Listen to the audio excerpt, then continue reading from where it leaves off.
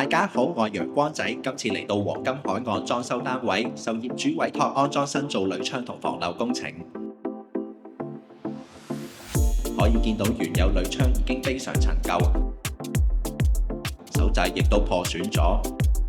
要留意鋁窗顏色要跟返屋苑嘅規定，保持屋苑外觀一致㗎。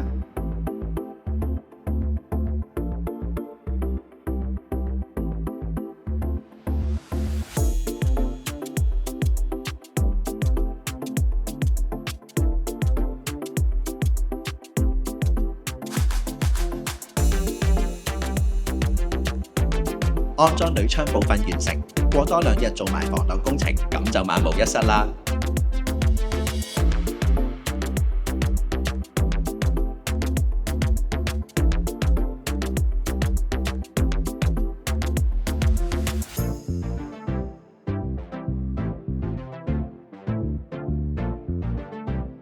簷篷位置足夠，可以加裝埋擋水鋁角，阻擋雨水流入窗口。最後塗上透明防漏膜，咁就大功告成啦。